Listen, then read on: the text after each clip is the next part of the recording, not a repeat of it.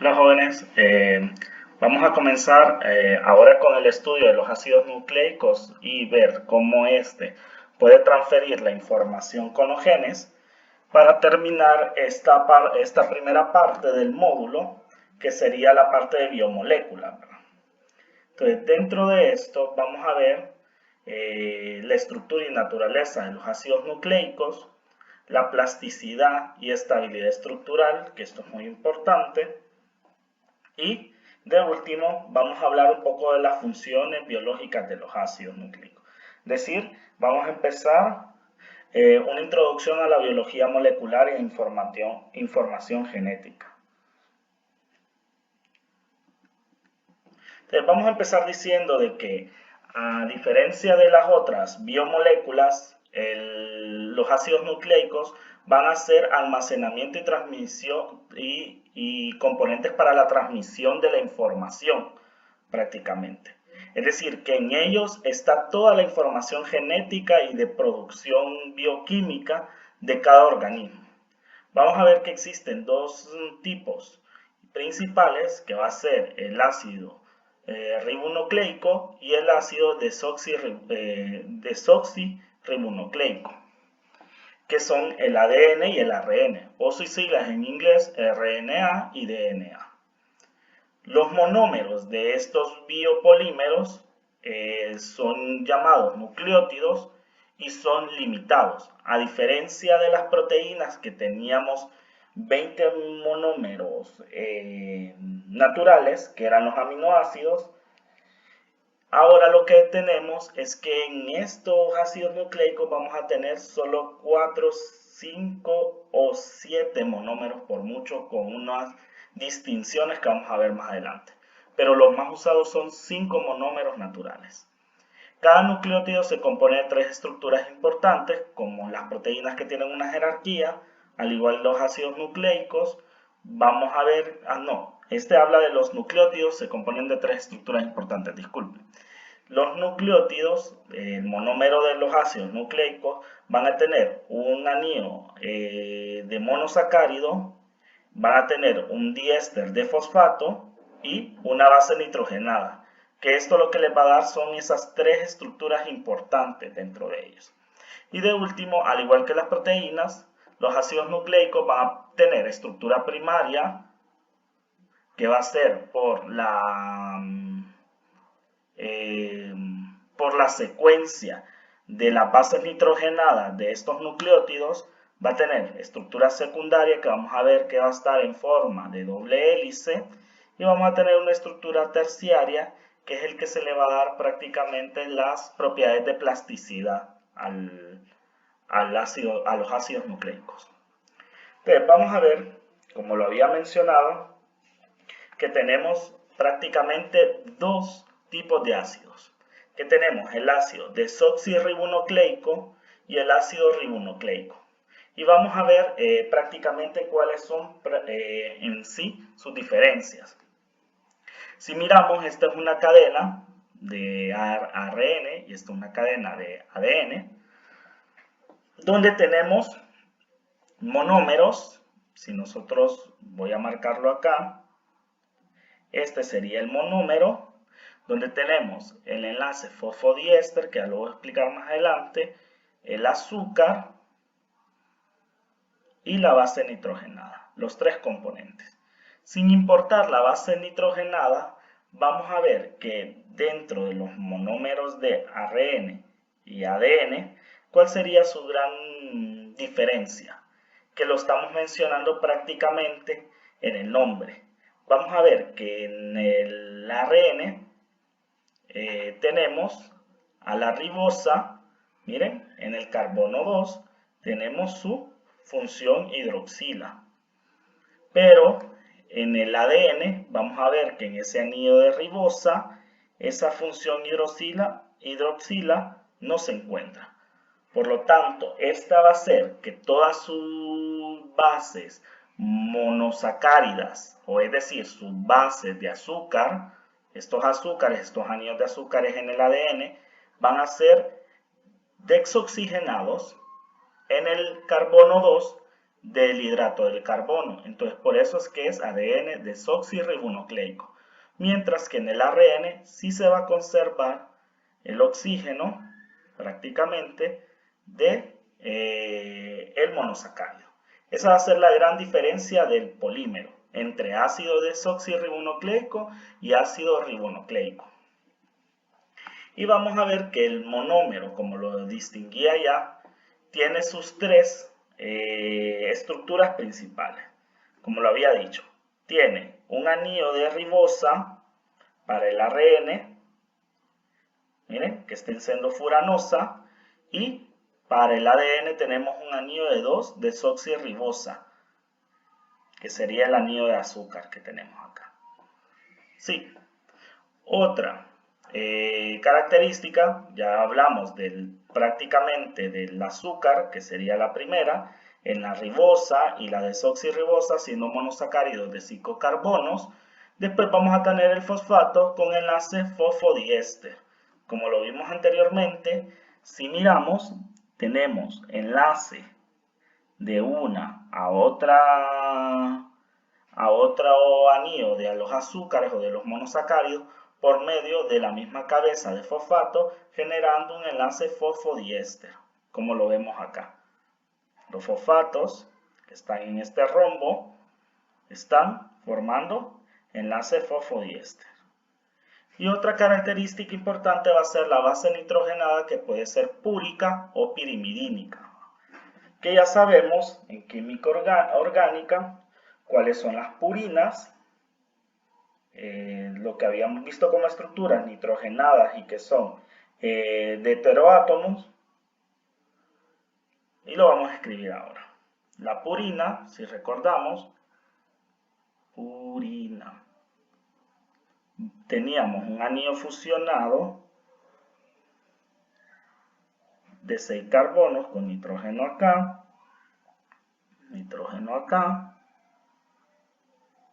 teníamos el anillo aromático y después un anillo de 5 carbonos que era de esta manera. Y esta era la purina, ¿se acuerdan?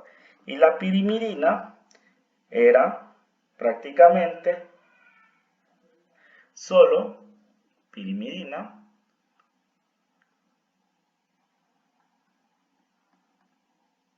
que era un anillo de 6 carbonos prácticamente como el residuo que tenemos. Uno de los anillos de la purina es el anillo de pirimidina, este anillo aromático. Y dentro de esas bases nitrogenadas derivadas, miren, de la pirimidina y de la purina, vamos a tener bases derivadas de la pirimidina, donde se le ha eliminado un poco la aromaticidad por medio de estos grupos carbonilos, o estos grupos, tenemos grupos carbonilos, como vemos acá, o acá, grupos metilos y grupos aminos, donde tenemos a la citosina, a la timina y al uracilo. Y las bases derivadas de la purina, que tenemos también con restos amínicos y restos carbonílicos, que tenemos a la adenina y a la guanina. Y estos serían la característica principal, si ustedes miran, que va a diferenciar a cada uno de los monómeros. Miren, esta sería la característica principal que va a diferenciar a los monómeros del ARN y del ADN, ya que todos los monómeros del ARN tienen fosfato y ribosa, y los del ADN tienen fosfato y desoxirribosa. Entonces la base, si es de citosina, timina, uracilo, adenina y guanina respectivamente para cada uno de los monómeros, va a distinguir prácticamente el tipo de nucleótido que se está uniendo a la cadena del ácido nucleico. Y vamos a ver acá, donde tenemos al ADN y al ARN. Algo importante de estas bases es que hay una base que es específica para cada una de las cadenas, donde vemos que la timina es específica solo para el ADN y el uracilo es una base específica para el ARN. Sí. Otra parte importante es que el enlace fosfodiéster se da entre los carbonos 5 y carbono 3 de los azúcares. Miren, carbono 5 y carbono 3. Y así como teníamos en la parte de proteínas que teníamos un N-terminal y un C-terminal, prácticamente acá también vamos a tener un terminal de carbono 3 y un terminal de carbono 5, como lo vemos en las cadenas de ácido nucleico. Sí, hay que tener en cuenta ese enlace fosfodiéster que es entre carbono 3 y carbono 5, carbono 3 y carbono 5.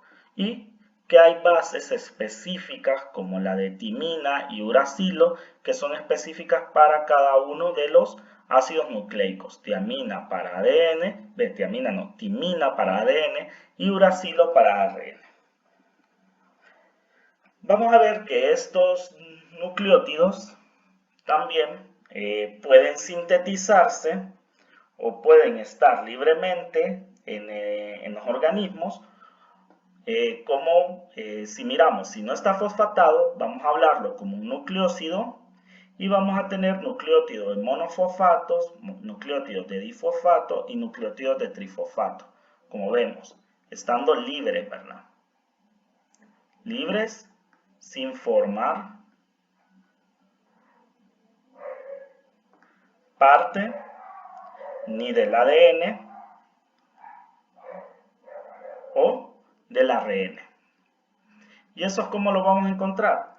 Voy a coger a la base púrica de no adenina para decirle que si está unida a un azúcar, miren, se va a transformar, digamos, la base que tenía que se llamaba adenina, cuando yo la uno al azúcar, miren, acá la cadena R en negrita y su unión es en el nitrógeno 9, vamos a ver que ella se va a convertir a adenosina.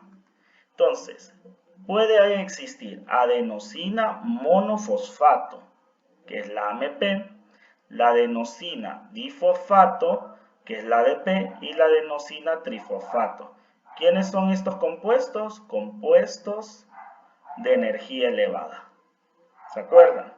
Que los hemos trabajado, hemos usado muchos para hidrólisis, para generar de la glucosa a la glucosa 6-fosfato, o en el caso, miren, tenemos acá la citidina, que es de la citina, miren, vamos a la base de la citosina, obtenemos la citidina y podemos tener citidina monofosfato, citidina difosfato, y con una D, difosfato, y citidina trifosfato. ¿Dónde hemos usado estos compuestos de energía elevada? En la síntesis prácticamente de algunas proteínas cuando estudiamos las enzimas alostéricas. Y miremos, el uracilo se ha convertido en uridina y podemos tener UMP, UDP y UTP. ¿A dónde usamos este? Para la fabricación, usamos la UTP para la fabricación de lactasa, para generar el enlace glucosídico. Y así también tenemos la TTP, o podemos tener la timidina, como timidina monofosfato, timidina difosfato y timidina trifosfato. Y de último, podemos tener la guanosina también como nucleótido trimonofosfatado, que van a servir para muchas reacciones en los metabolismos. Ahora vamos a hablar cómo las bases nitrogenadas le dan características únicas y exclusivas a cada uno de los monómeros. Vamos a ver que las bases nitrogenadas tienen tautomería, tanto iminoamino o cetoenólica. Que vamos a ver, la adenina y la citosina tienen una tautomería iminoamino y la guanina y la timina tienen una tautomería cetoenólica, que lo que hacen es una transferencia de protón haciendo una isomerización, ¿verdad? Es importante la deslocalización, ya sabemos que en el caso de la cetoenólica, la forma ceto a veces es la más convencional y de la iminoamino, la más convencional es la forma amino, que hemos estudiado en la química orgánica para hacer reacciones de Storr o condensaciones de condensaciones de aldólica o condensaciones de Claisen, digo. Otra característica importante de los nucleótidos, además que sus bases pueden tautomerizar, es que esos ésteres de fosfato o los fosfatos, digamos como acá tenemos en el caso de la citosina, vamos a tener la CMP, que sería la citosina monofosfato. Entonces, digamos, tenemos la cabeza de fosfato unido al azúcar y tenemos acá la base nitrogenada.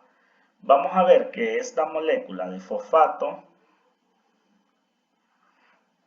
acá es un enlace éster, vamos a ver que tiene protones que puede generar en transferencias. Miren, la CMP genera una transferencia con un pKa de 0.8 y de 6.3.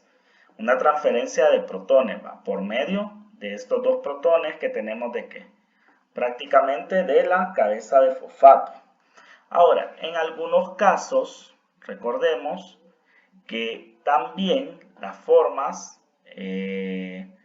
como en el caso de las bases nitrogenadas, vamos a ver que esos nitrógenos tienen electrones que no están formando parte del anillo aromático. Entonces estos electrones se vuelven electrones básicos que pueden protonarse, ¿no? Tenemos ese nitrógeno que tiene hibridación sp2, miren, y tiene ese par de electrones libres, ya que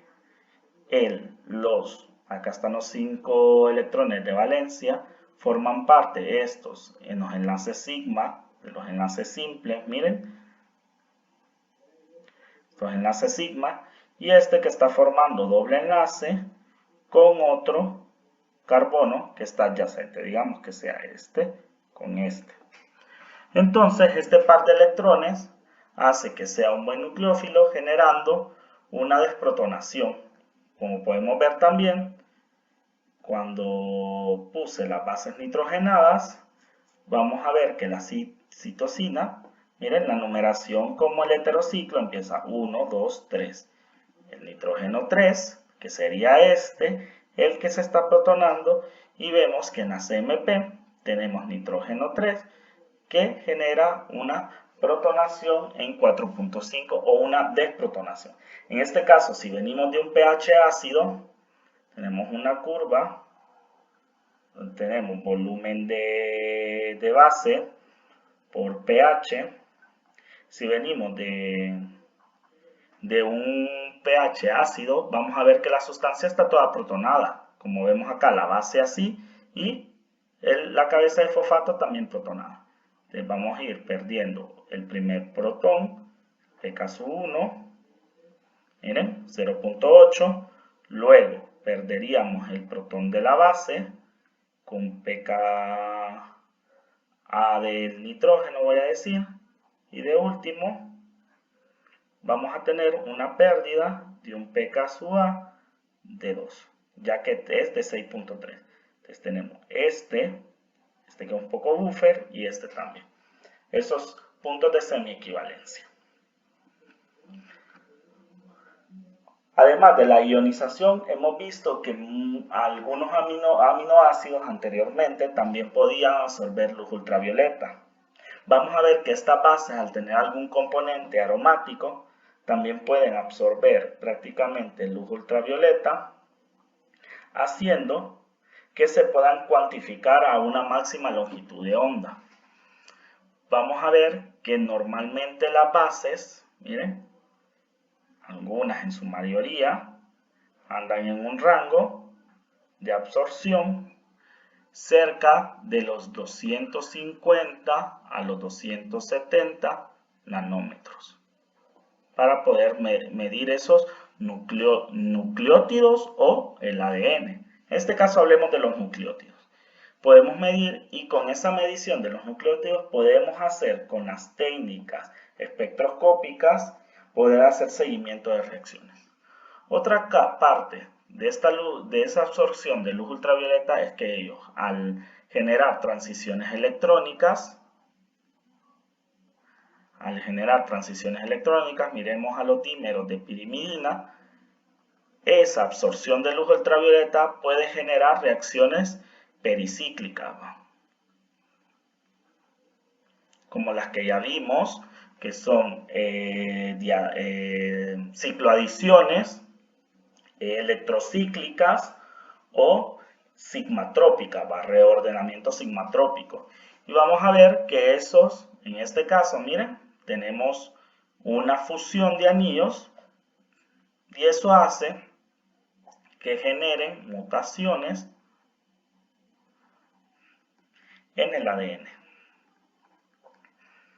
Cuando pasa eso con las bases, acá tenemos, puede ser un rearreglo sigmatrópico, una electrocíclica, etc. Pero siempre una reacción pericíclica por medio de luz y reordenamientos electrónicos.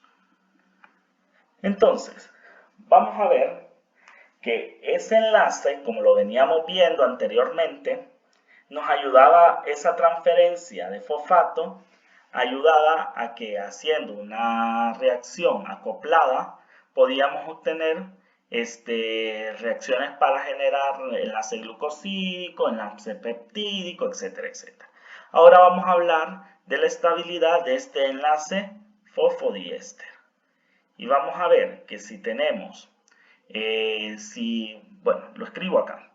Si yo tengo un AMP, que sería una adenosina monofosfato, más una UMP, que sería el uridina monofosfato, las hago reaccionar para generar el enlace fosfodiéster,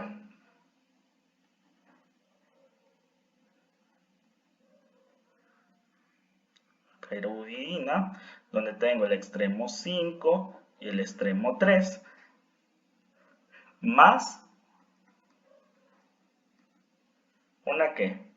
una salida de agua. Que podemos ver que esta reacción va a tener un delta G prácticamente positivo. Entonces, para lograr esto se tiene que hacer una reacción acoplada, como las que hemos venido viendo, acoplada.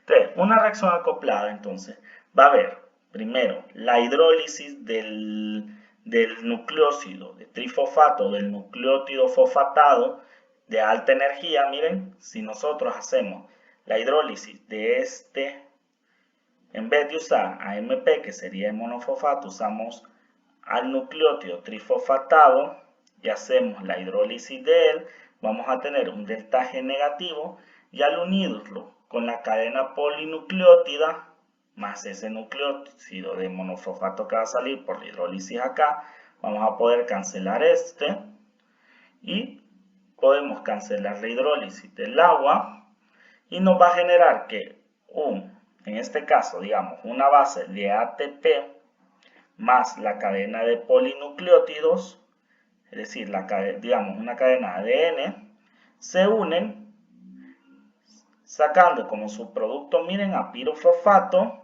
y obteniendo una cadena N más 1 de ADN más grande,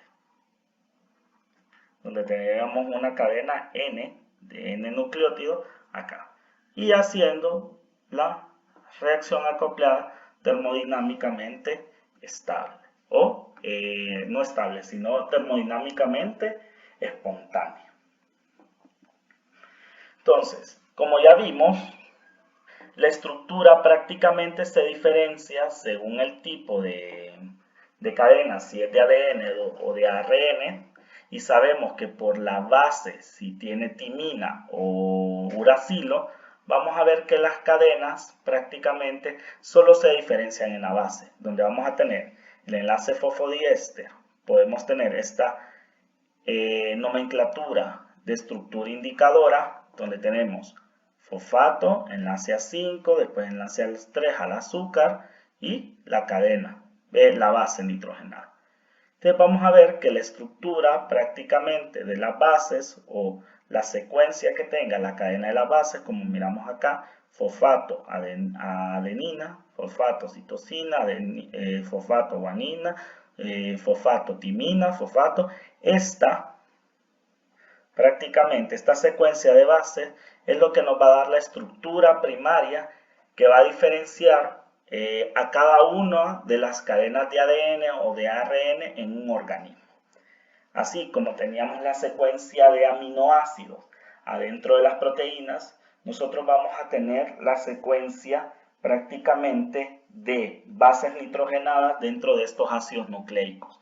Y esta secuencia de bases va a ser la estructura primaria. En este caso, la secuencia de bases, al tener timina, es una secuencia de bases de ADN. Si tuviera uracilo, fuese de ARN. Entonces, cuando nos refiramos a la estructura primaria del ácido nucleico, vamos a ver que siempre nos vamos a referir a su secuencia de bases. Ahora, uno de los experimentos que revolucionó prácticamente la biología molecular, como vimos en el tema 0, fue el apartado de la estructura secundaria de los ácidos nucleicos por medio de difracción de rayos X, y se hizo prácticamente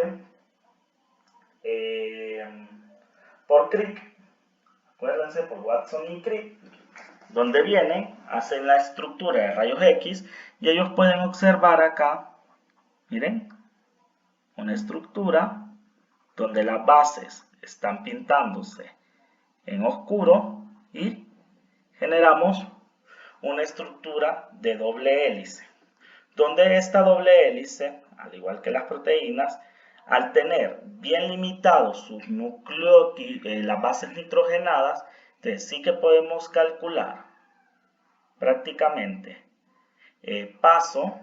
Ya sabemos que el paso es la medición de dos monómeros en paralelo, es decir, acá de dos bases en paralelo. Podemos medir la repetición y podemos medir también la elevación de los nucleótidos. ¿Estamos? Donde en la doble hélice vamos a ver unas características importantes como este surco que miramos acá, que le vamos a llamar surco principal. Voy a escribirlo acá. Surco principal, ya que es el surco más grande o más ancho, y acá un surco secundario, es decir, una cavidad más pequeña.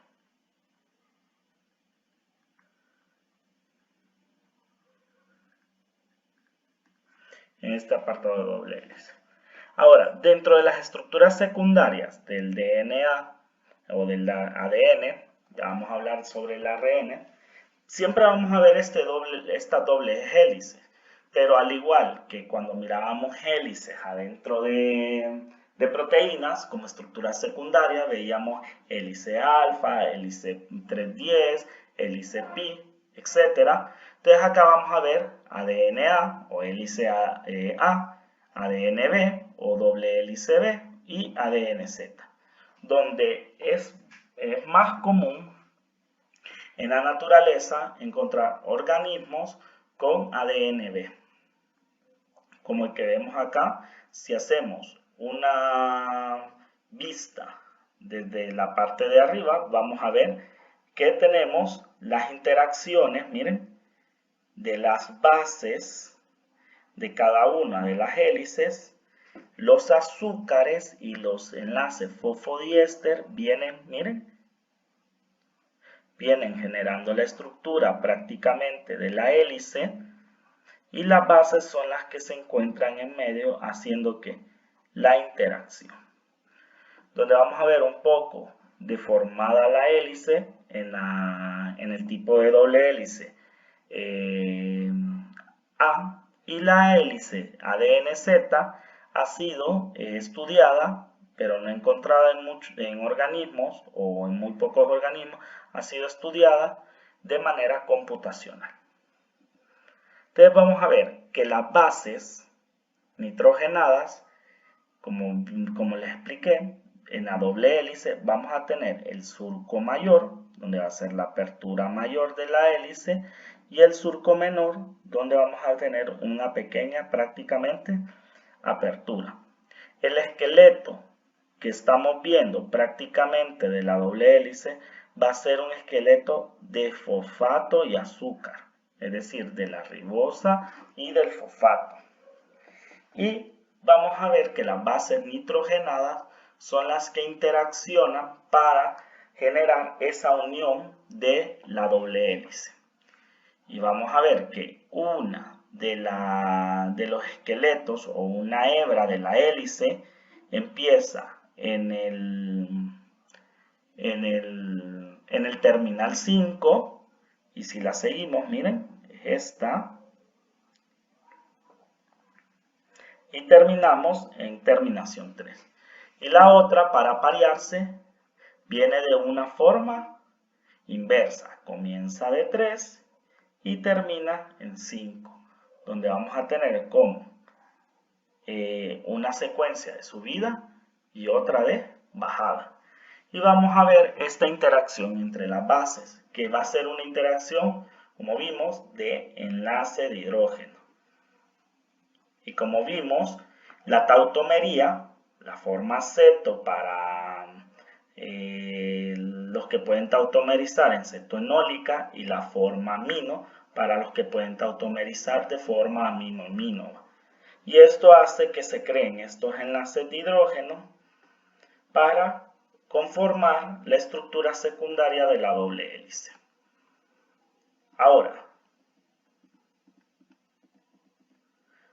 vamos a ver que una de lo más importante es que las interacciones son prácticamente determinadas, donde vamos a ver que al tener estos enlaces de hidrógeno, no es que la timina se va a unir con citosina porque no va a poder tener 3 enlaces de hidrógeno como lo hace guanina y citosina. Es decir, siempre vamos a tener la unión de timina, adenina y de guanina a citosina, en el caso del ADN. Y en el caso del ARN, donde la timina no existe, sino que es uracilo, se va a relacionar con adenina y la guanina siempre con citosina. Y este es para el caso del ARN.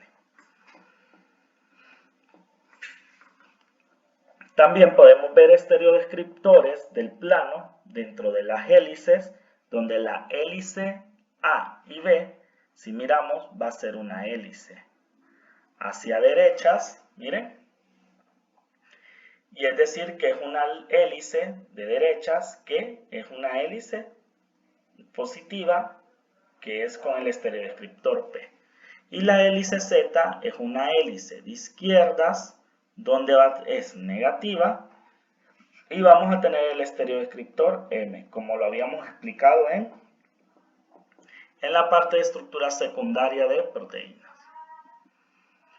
Vamos a ver que para ver si una hélice es A o hélice Z o hélice B, se tiene que hacer un análisis de las bases nitrogenadas por sus movimientos de la interacción.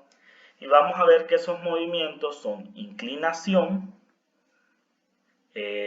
rodamiento, giro, cambio, deslizamiento y altura.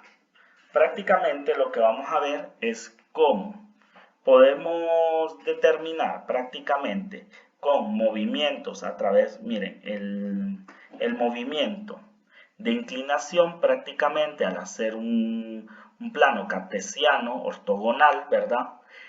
Vamos a ver si movemos alguno de los ejes, como acá, que se mueve el eje X para generar la inclinación, el eje Y para generar el rodamiento y el eje Z para dar el giro. Miren, todo esto es que la base nitrogenada solo va a moverse en un eje, es decir, movimientos de ángulos en el eje como vemos acá.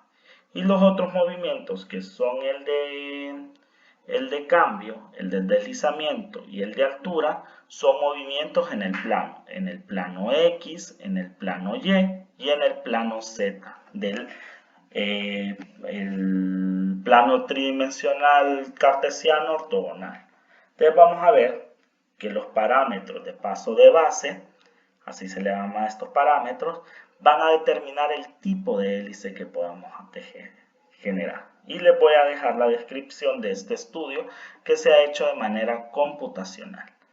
Es decir, donde las bases MN, PQ son equivalentes a adenina, guanina, timina y citosina. Y con eso vamos a ver que si determinamos prácticamente, miren, los que son del eje tienen rotación de ángulos y los que son del plano son medidas en Armstrong, ¿verdad? Entonces vamos a tener que para cada una del tipo de estructura secundaria van a tener determinados, como cuando vimos las estructuras de Ramachandra, van a tener determinados cada uno de estos parámetros, ¿verdad? Donde vemos que tenemos el giro, la elevación, el rodamiento, la inclinación, acá, para cada uno. Y miren que no son iguales en los tres tipos de hélice. Y eso es lo que va a determinar, es decir, estos movimientos de las bases nitrogenadas son los que van a determinar las conexiones prácticamente de los enlaces de hidrógeno y también la estructura secundaria de la doble hélice del ADN.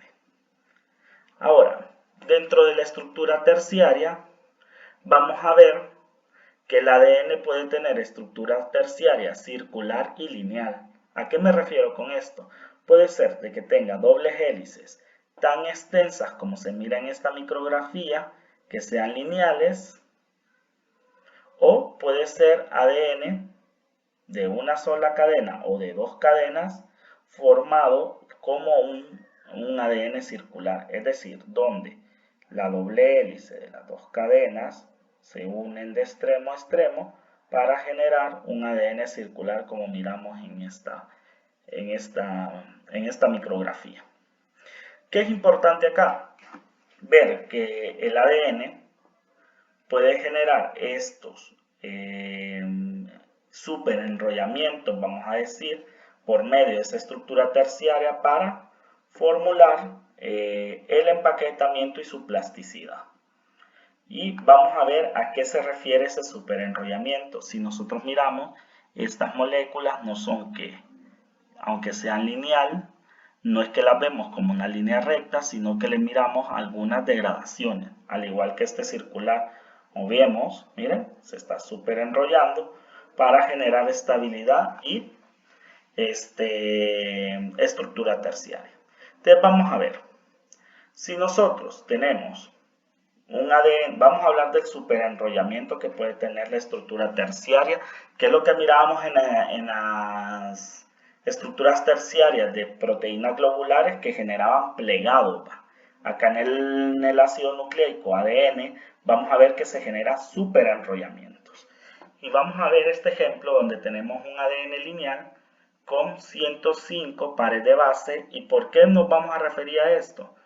Porque como les había dicho que la estructura primaria era la secuencia de bases, y como las bases van a estar en cada una de las cadenas, entonces vamos a tener en cada cadena una base apareada con otra. Entonces a las cadenas de doble hélice siempre se les van a llamar o se les van a medir con el número de pares de base, es decir, que cada cadena tiene 105 bases nitrogenadas.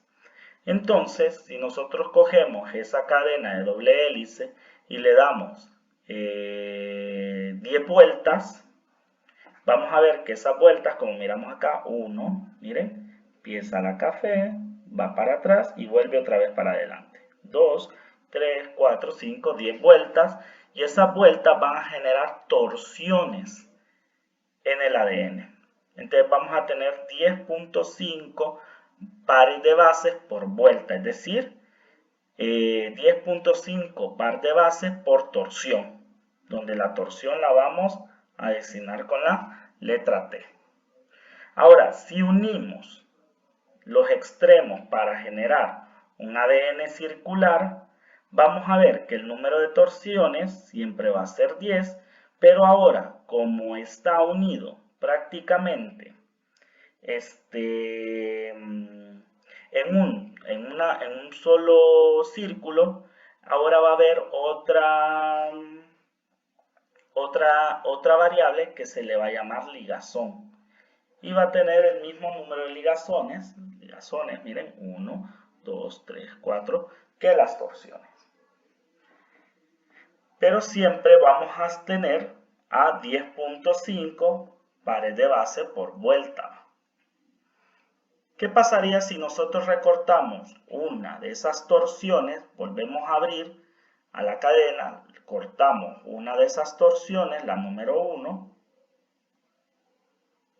y volvemos a unir el ADN. Ahora vamos a tener 9 ligazones, 9 torsiones, porque las torsiones vuelven ligazones, pero ahora vamos a tener ¿cuántas? 11.67 pares de bases por vuelta, haciendo de que esta estructura genere inestabilidad mecánica y que ella quiera superenrollarse generando una vuelta helicoidal para mantener los mismos 9 ligazones, pero esa liberación, miren, acá en este equilibrio, esa torsión o ese retorcimiento superhelicoidal que dio, es decir, como que tuviera yo una banda de hule, y a la banda de hule la vuelva como un 8, miren, hace de que este superenrollamiento helicoidal genere, al que le voy a llamar W, genere que vuelva la torsión o las vueltas a ser 10, generando 10.5 pares de base, pero teniendo siempre los 9 ligazones, donde vamos a ver 1, 2, 3, 4, hasta 9 ligazones. Entonces, ¿cómo vamos a poder calcular ese superenrollamiento? Vamos a ver que lo ideal va a ser, en este caso, tener 10.5 pares de base para mantener la estructura mecánica del ADN. Entonces, vamos a usar esta ecuación donde va a decir el número de ligaciones y de torsiones me va a dar el número de retorcimiento o vueltas superhelicoidales o superenrollamiento. Es decir, miren, cuando tengo 10 y 10, yo voy a tener 0. Pero digamos, si yo recorto y vuelvo a tener,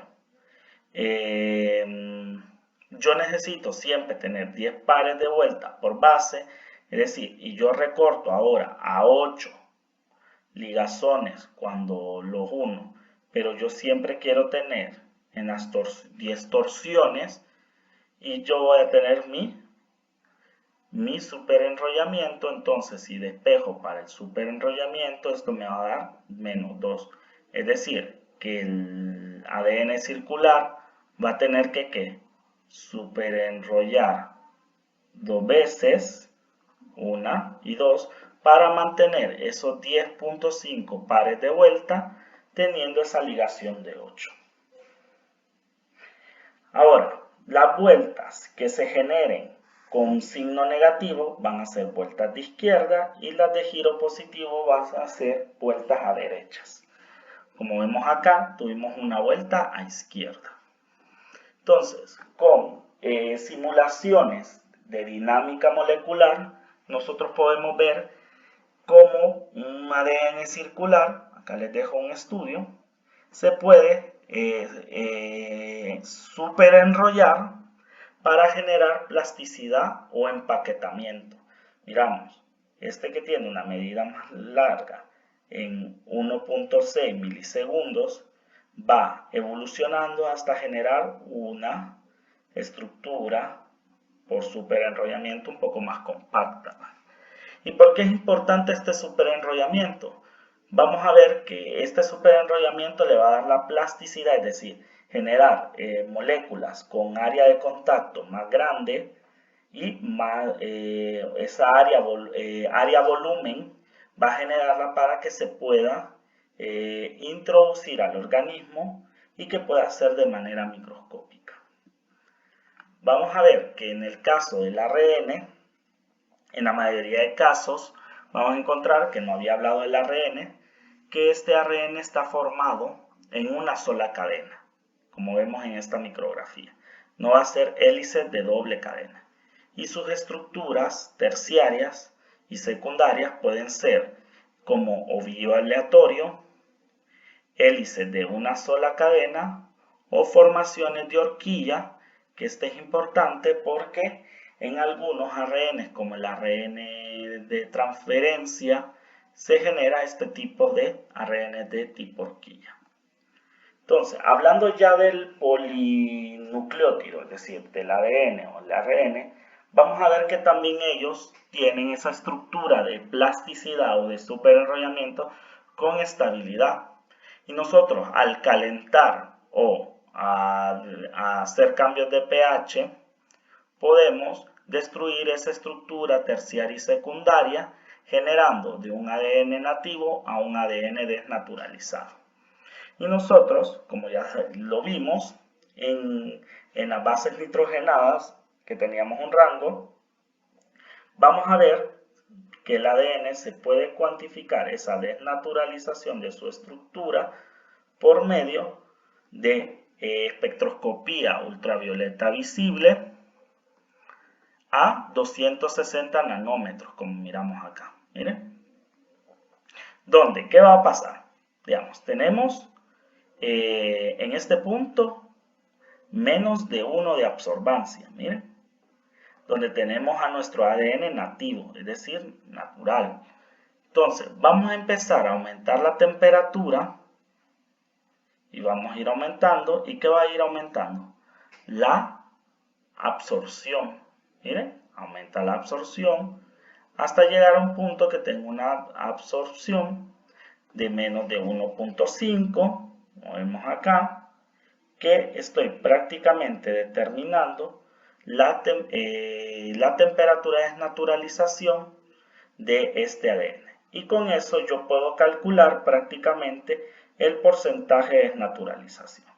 Si yo ya sé que un porcentaje de desnaturalización lo puedo calcular prácticamente si tengo la absorbancia del desnaturalizado menos la absorbancia del nativo entre la del nativo por 100.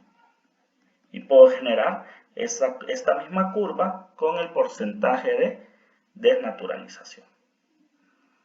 Ahora, vamos a ver que al igual que las proteínas, yo puedo desnaturalizar a mi ADN y cuando enfrío, vamos a ver que se va a renaturalizar como un cierre de cremallera de nucleósido, pero no voy a obtener, en muchos casos, jóvenes, no voy a obtener la misma que estructura en in vitro. Entonces, ya he hablado de la estabilidad, de los superenrollamientos y de la estructura primaria secundaria de los ácidos nucleicos. Vamos a hablar de las funciones biológicas que tienen. Y las funciones biológicas es que ellos almacenan y pueden transcribir la información. Y algo muy importante es que ellos es como un pendrive lo que tienen es tantas pares de base, van a ser mayor información la que pueden tener en el organismo. Entonces vamos a ver, miren, los virus pueden andar entre 10 a 100 kilobases en su genoma, que vamos a decir que el genoma es una copia total de toda la información genética de un organismo, mientras que los mamíferos podemos andar en un tamaño entre 5 a 8 gigabases, pares de bases, ¿verdad? Y vemos que los protozoos, aunque son microorganismos que podemos creer que son inferiores a nosotros, tienen a veces genomas un poco más grandes, como vemos acá, que son tamaños de genomas por número de pares de base por genoma haploide de estos organismos. Miren, los insectos tienen un genoma un poco más extenso que el de los mamíferos. Entonces, dentro del genoma vamos a encontrar esas copias. Vamos a decir que se encuentra codificada en la secuencia de las bases dobles o simples del ADN esa información, y el tamaño del genoma y la capacidad de codificación no tienen relación directa. Es decir, que este genoma, por ser muy grandote, el de hongos o el de protozoos, tiene mayor capacidad de codificación que el de mamíferos. Eso sería mentira. Cada genoma va a ser específico para el organismo y va a generar codificación de proteínas o etcétera, de cualquier función, dependiendo de su capacidad de codificación. Entonces, vamos a ver. En las células procariotas, vamos a ver que este genoma, por ese superenrollamiento del ADN, vamos a encontrar que podemos encontrar cromosomas bacterianos, como vemos acá, miren, en el nucleoide. Esta es una micrografía de eso, o plásmidos. Vamos a encontrar estas ADN circulares. Y en las células eucariotas podemos encontrar también ADN circular y cromosomas, como vemos acá, que tenemos estos cromosomas en la mayor cantidad de animales o plantas que podemos ver, que sería... Este sería una representación del cromosoma humano, en donde tenemos un cromosoma X y un cromosoma Y, que por superenrollamiento, miren, se han generado estas supramoléculas, miren, como este cromosoma que parece una X, ¿va? Donde este cromosoma está lleno de ADN circular dentro del cuerpo. Y vamos a ver, voy a pasarme a explicar un poco de cómo este ADN puede empaquetarse dentro de ese cromosoma. Recordemos que en el cuerpo humano, en el genoma de nosotros como humanos, tenemos 23 pares de cromosomas. Es decir, que eso hace extensísima la cantidad de bases que tenemos en el genoma y también la cantidad de longitud que podríamos tener de ADN si este no estuviera supraenrollado, no tuviera esa plasticidad. Entonces, vamos a ver que la doble hélice de ADN tiene 2 nanómetros de diámetro y ella, como hilos, se va superenrollando en unas proteínas que son octaméricas que se llaman histonas, como vemos acá a la histona, miren. A esta cuenta. Entonces, alrededor de esta histona, el ADN se enrolla, formando, como vemos en esta micrografía, este sería el ADN, y este el hilo de nucleosoma, se le llama, como un collar de cuentas, que tiene vamos a decir, un diámetro, como que lo viéramos como un cilindro de 10 nanómetros. Esas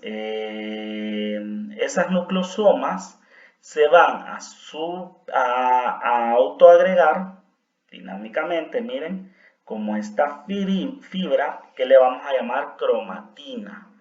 Y las cromatinas, esta cadena de cromatina tiene hasta 30 nanómetros de diámetro.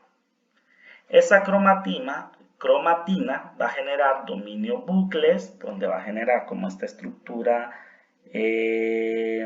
Miren, esta estructura que mira acá, bien fina, que va a generar estos bucles que van a tener una dimensión de casi 300 nanómetros. Y esos bucles van a generar a la heterocromatina, que es lo que ustedes miran, como esos vellos que van entrando y saliendo dentro de los cromosomas, que van a tener una dimensión de casi 1400 nanómetros. Dentro del genoma humano, jóvenes, en cada célula hay casi 10 metros de cadenas de ADN. Es decir, que la plasticidad de ese ADN a irse en todas estas dimensiones estructurales, pasando por las nucleosomas, a la fibra de cromatina, a los dominos, a la heterocromatina, hasta quedar como cromosomas, generan que esta gran información se compacte y sea microscópica al ojo. Entonces vamos a ver que la función de estos genomas dentro de la célula van a ser funciones de replicación y de transcripción y procesamiento de proteínas. ¿De qué manera? Vamos a ver que cuando se crea o se genera o nace una nueva célula, este ADN se va a replicar o se replican dos copias del cromosoma para poder generar un nuevo crecimiento de una nueva célula. Y esto va a ser con ayuda del ARN, otros tipos de ARN, el ARN ribosomal, mensajero y el de transferencia, van a transformar una síntesis de proteínas propias que van a servir para esa nueva célula que está naciendo. Y vamos a ver esa función. El primero es la replicación. La replicación es el copiado de dos cadenas de ADN para dar un nuevo ADN de doble cadena. Es decir, que lo que vamos a hacer es como que tuviéramos un ADN padre y ese ADN padre se va a replicar o va a generar dos cadenas de ADN hija generando, como vemos acá, por medio de enzimas, tenemos al ADN padre generando prácticamente, miren, empieza a entrar el ADN padre y se empiezan a generar dos cadenas diferenciadas, miren, donde vamos a tener un juego de enzimas que son las enzimas muy llamadas de cadena de la polimerasa, para hacer la reacción de cadena de polimerasa, es decir, la enzima polimerasa. Y vamos a explicar un poco de cómo se hacen en algunos modelos la replicación. Vamos a ver que la doble hélice de la cadena del padre se le va a ingresar una proteína iniciadora, que esta proteína lo que va a hacer es desdoblar un poco al ADN para que empiece la transcripción, ese juego de proteínas iniciadora. Va a venir una proteína helicasa a la horquilla de replicación, es decir, por medio de esta proteína se va a abrir esta horquilla donde va a empezar a entrar el juego de enzimas para generar la replicación. Va a venir la helicasa y por medio de la girasa, miren, es decir, va a haber una girasa acá y una helicasa que va a generar que la hélice se desdoble y ella va a traer a ella va a empezar, esta helicasa y esta girasa van a empezar a desdoblar para que empiece una proteína cebadora o primasa a generar la replicación. ¿A qué le llamo cebador yo? Este cebador va a traer una pequeña cadena de nucleótidos, miren, que va a empezar prácticamente a introducir y a hacer el copiado de cada una de las bases nitrogenadas de la cadena para dejarlo, miren, este cebador, y que empiece a la DNA polimerasa a generar la síntesis de esta cadena. Entonces la helicasa es como una cuña que está levantando separándolo de la otra cadena, y la topoisomerasa, que es la girasa, girando la doble hélice. Cuando la cadena de la primera cadena conductora tiene ya un crecimiento grande, va a haber una primosoma, otra enzima, va a empezar a hacer el mismo trabajo de este cebador, solo que va a empezar a replicarse la segunda cadena de ADN. A esta hebra se le va a llamar la hebra retrasada, ya que va a empezar en un tiempo más tarde que la primera que se generó con el cebador. La diferencia de este es que el complejo de polimerasas, vamos a empezar de que la polimerasa 1 y la polimerasa 3 van a estar trabajando ambas hebras, pero la diferencia es que esta primosoma va a ir generando fragmentos de cebadores para irlos uniendo a la otra cadena de ADN retrasado, donde estos fragmentos se le van a llamar fragmentos de Okazaki, donde va a ir generando fragmentos Sakazaki 1, va a unir toda la cadena polinucleótida por la ADN polimerasa y eliminando al cebador, y así va a generar prácticamente con la DNA ligasa, va a ir generando prácticamente la segunda cadena de ADN, hasta que éstas se liberen y conformen su estructura terciaria de hélice. Es decir, vamos a tener, ¿qué son las cosas principales de esto? Recapitulando, tenemos una proteína iniciadora que va a generar la horquilla de replicación, y esa horquilla de replicación va a venir una helicasa y una girasa para empezar a hacer el desenrollamiento de esa doble hélice. Va a empezar el crecimiento de una cadena de DNA, siempre por el extremo de la terminal 3, con un cebador por medio de esa primasa, que va a ser, lógicamente, esa primasa va a ser la que va a iniciar la cadena polinucleótida, y después con la enzima DNA polimerasa, y después va a venir una hebra retrasada a empezar a generar su cadena. Pero esa cadena va a ir siendo con crecimientos por paso. Es como que yo venga, esté en una máquina de costurar, y yo a la tela la costure seguidamente, hago una costura seguida, y este es el operario 1.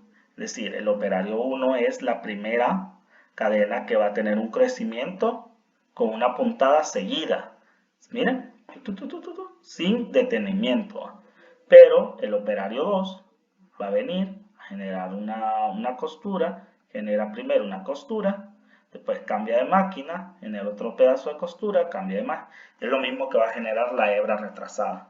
Se va a generar, va a ir generando la cadena polinucleótida, pero la primasa, al unirse con la helicasa, generando esta primosoma, va a ir generando pequeños cebadores, haciendo que estos fragmentos, llamados de Okazaki, van a generar que por medio de la ligasa se vaya generando por partes la segunda cadena de DNA. ¿Estamos? Esto para no interrumpir prácticamente los sitios, miren, los sitios de trabajo de la primera enzima polimerasa, y no estar dos enzimas trabajando una encima de la otra con las cadenas de DNA. Vamos a ver que dentro de la replicación vamos a tener una naturaleza semi-conservativa de esto. Es decir, el padre no va a transferir 100% toda la información a los hijos. Y esto se pudo hacer por un análisis, digamos, siempre va a haber 50-50. Esto se pudo ver por un experimento donde hicieron crecer bacterias durante muchas generaciones en medios con marcajes isotópicos de nitrógeno 15 y nitrógeno 14, y ellos al precipitarlos con cloruro de cesio y centrifugar el ADN pudieron medir su densidad, viendo que las células padres en N15 tenían un ADN pesado, y que cuando traspasaban a estos padres de una disolución de nitrógeno 15 a nitrógeno 14 y dejando unas horas durante que se replicara otra generación de células, vieron que la densidad disminuyó en ella por el cambio de nitrógeno. Y cuando dejaron más tiempo otra generación en nitrógeno 14, vieron que habían generaciones diferentes, donde vieron que las bases nitrogenadas no se pasaban al 100% de nitrógeno 15, sino que habían cambios semiconservativos de las cadenas de DNA. Ahora, otra función de los ácidos nucleicos, ya que vimos la replicación, que es la transformación a nuevo DNA, es la transcripción. Y es decir, acá la replicación era generar nuevo DNA para producir nuevos hijos, es decir, nuevas células, nuevas células hijas a partir de una madre. O cuando se unen dos personas y procrean un hijo, esa construcción de nuevas células se genera ese tipo de replicación. Ahora, la transcripción es el copiado de una de las cadenas de ADN para generar un ARN complementario. ¿Para qué me va a servir este ARN complementario? Me va a servir para transferir, la transcripción sirve para transferir información. Es decir, no vamos a necesitar destruir el ADN para poder procesar información, sino que se transfiere un ARN complementario para generar esa transcripción o copiado de información. Entonces, dentro de los tipos de ARN que vamos a tener para todo este tipo de codificación, descodificación y transcripción de información, es decir, como que el ADN empieza a transcribir su información en un papel, vamos a tener ARN mensajero, ARN de transferencia y ARN ribosomal. Y entonces, el ARN que se va a transcribir va a ser el ARN mensajero, es decir, el copiado de la cadena de ADN a un ARN complementario, a este ARN complementario que tiene la información del copiado del ADN, se le va a llamar ARN mensajero. Y esta transcripción se va a dar prácticamente por un complejo de enzimas como ser la ARN polimerasa. Vamos a ver que el ADN, al tener dos hebras, va a haber una hebra que va a ser la hebra codificante y la hebra molde. Y ya voy a explicar quién es cada una de ellas. Quién es la hebra codificante y cuál es la hebra molde. Es decir, la codificante, si ustedes miran, adenina, adenina, timina, uracilo, guanina, guanina, es la que prácticamente codifica la información en el ARN mensajero. Mientras que la molde solo es la base apareada de ella. Vamos a ver qué es eso. Entonces, como ya vimos, los tipos de RNA que me van a servir, que se van a poder para generar transcripción del ADN, son estos tres. Y donde se va a hacer el copiado prácticamente va a ser en el ARN mensajero por la ARN polimerasa. Entonces, ¿cómo se hace el proceso de transcripción? Vamos a ver que a diferencia de la replicación, la transcripción sí tiene un sitio donde va a comenzar que se le llama promotor. Ese promotor es identificado por la ARN polimerasa, como lo vimos acá, este complejo de enzimas donde miramos que hay un sitio activo, y ella se une al ADN desenrollándolo por enzimas topoisomerasas y haciendo que empiece, miren, a interaccionar nucleótidos de ARN y empezar a hacerlos crecer con la interacción prácticamente de la cadena molde.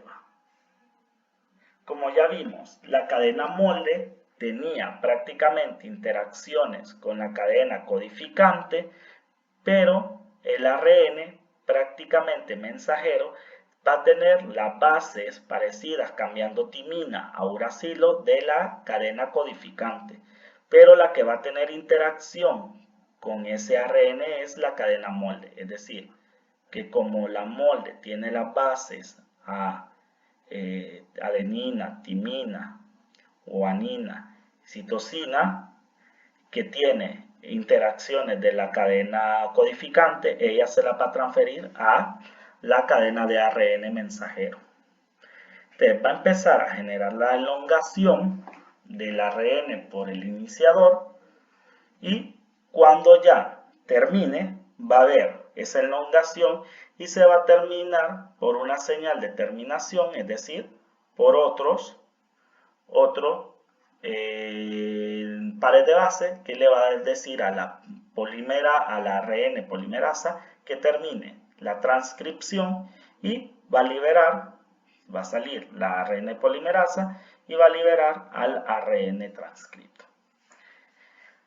Si ustedes miran, algo importante acá es que el promotor y el terminador de la gran cadena de ADN es el que va a determinar cuál es el sitio del gen.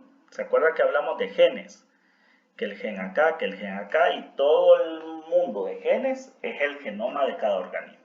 Es decir, cada promotor a terminador va a ser, toda esta cadena de ADN va a ser un gen codificante dentro del organismo.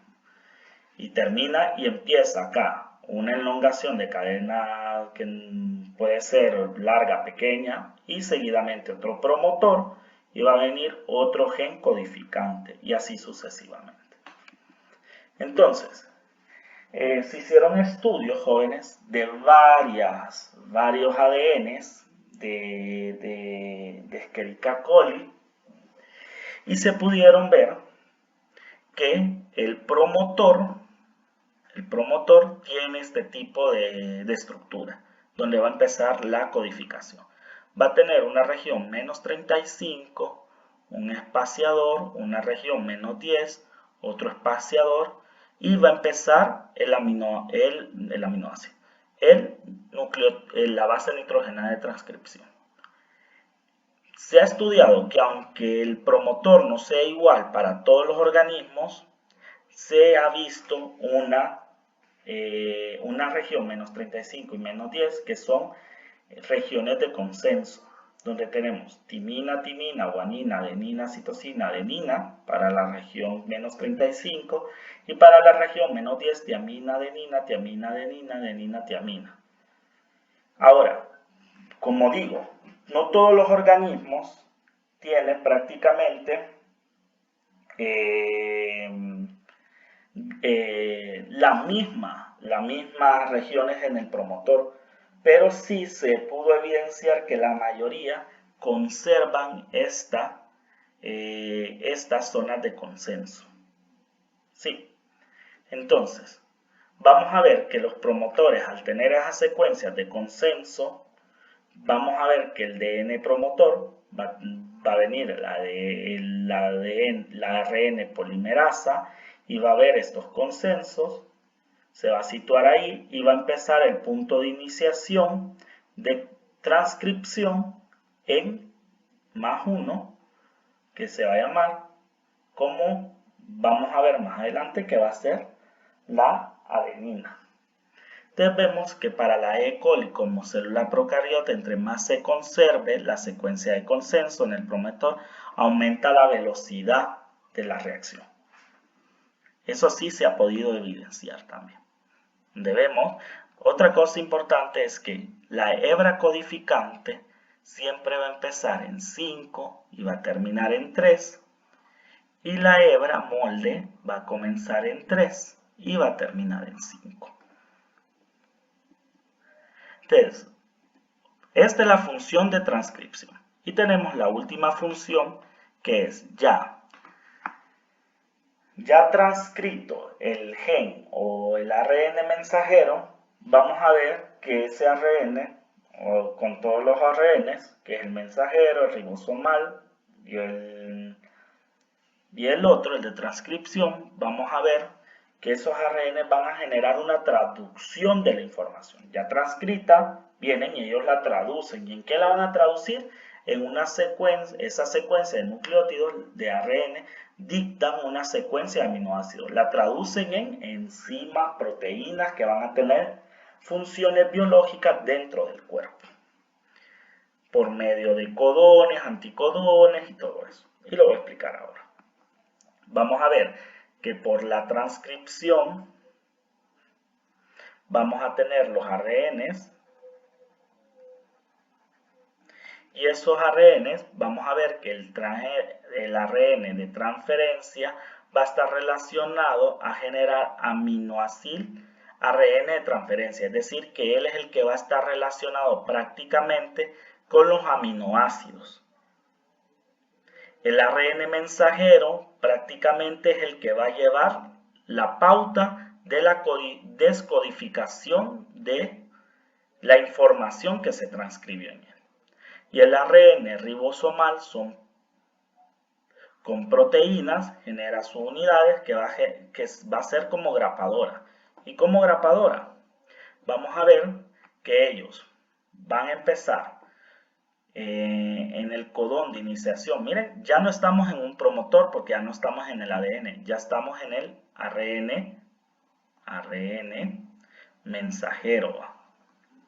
Entonces ahí vamos a encontrar un par de bases que se le va a llamar codón de iniciación, y el ARN ribosomal va a situarse en ese codón de iniciación, y el de transferencia con el aminoácido unido a él va a interaccionar selectivamente, haciendo que la unidad ribosomal genere como una grapa, sostenga al aminoácido y este siga como como un carro que va codificando y descodificando, generando que la elongación de la cadena, haciendo que entren más que ARN de transferencia y grapando o generando el enlace peptídico en el aminoácido.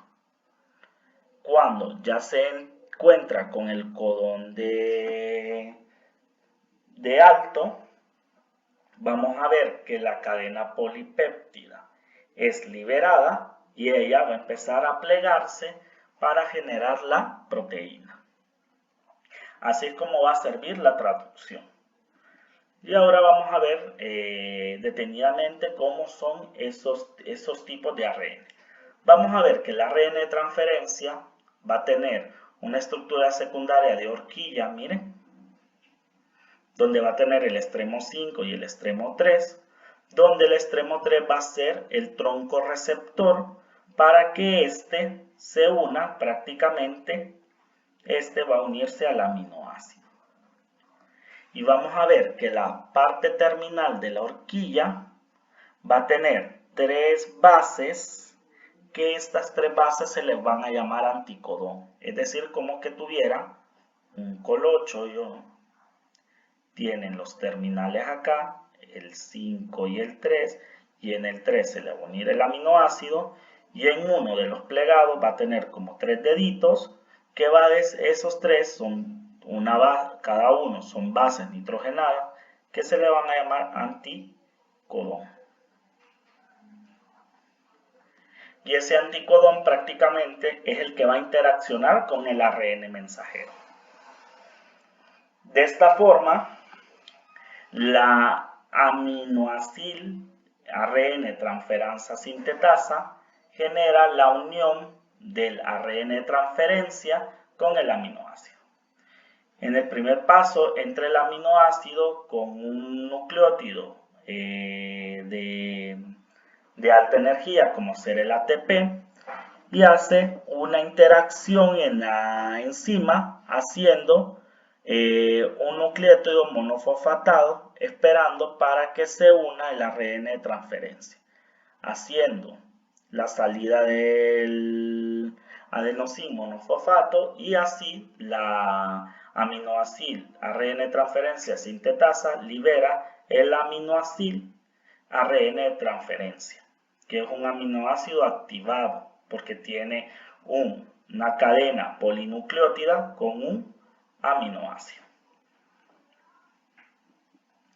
Vamos a ver que las unidades de ribosomas, que son ARN ribosomal, se ha visto por estas micrografías, como vemos acá, donde tenemos la unidad menor, miren, la unidad mayor, y tenemos el ribosoma intacto, donde tenemos la unidad mayor 50S y la unidad menor 30S, donde tenemos un ribosoma 70S. ¿Y qué son esos ribosomales? Vamos a ver que esos ARN ribosomales tienen un sitio A, un sitio P y un sitio E, que van a servir de qué forma. El sitio A va a aceptar prácticamente al aminoácido ARN de transferencia. Después, cuando siga al otro triplicado del ARN mensajero para poder generar la traducción, que ya está unido a él va a pasar al sitio P, que el sitio P va a estar esperando para generar el enlace peptídico del aminoácido. Y cuando pasa al sitio E es cuando ya el ARN de transferencia es liberado de la cadena polipéptida. Vamos a ver que en la traducción del código genético se hicieron estudios para evidenciar que el código podía generar, que era por triplicado, y podía ser un modelo de lectura solapante, puntuado o código sin puntuación, porque no se sabía cómo ARN de ribosomal se movía en el ARN mensajero, si era con espacio, si solapaba, si no, etc. Entonces, con muchos análisis y algunos marcajes isotópicos, se pudo evidenciar que ni el código solapante ni el código puntuado, donde dejaba espacio entre los anticodones, era la forma de descodificación de la información transcrita en el ARN por el ADN, sino que un código sin puntuación, sin las pérdidas de los 3 nucleótidos no se daba y generaba un marco de lectura que sí concordaba con la práctica en las proteínas. Y se hicieron algunos análisis para ver que el marco de lectura comprendía a 3 bases nitrogenadas, que se llaman codones y anticodones, para cada uno de los aminoácidos. Como se hicieron estudios con polinucleótidos sintéticos y se reordenaron de la forma adesina-adesina-guanina a la ENVA, para poderse leer en 3 marcos diferentes de lectura y sí que producía diferentes polipéptidos. Entonces, con esos marcos de lectura pudo definirse el código genético, donde se reagrupan 3 bases, donde tenemos primera posición, miren, que viene del extremo 5, segunda posición, y la tercera posición que está más cerca del extremo 3, donde estos son información de codones y anticodones, formados por 3 secuencias de bases. La tabla que les estoy presentando es el código genético prácticamente de los codones, donde vamos a tener, y miren cómo está, este tipo de nomenclatura. En el ARN mensajero, el codón se escribe del extremo 5 al extremo 3. Es decir, que en el ARN mensajero yo voy a tener que el anticodón, el codón como estamos en esta tabla, se escribe de 5 a 3. Pero los anticodones que están en el ARN de transferencia, la dirección de escritura es de 3 a 5. Entonces vamos a ver algo muy curioso en el código genético, es que muchas,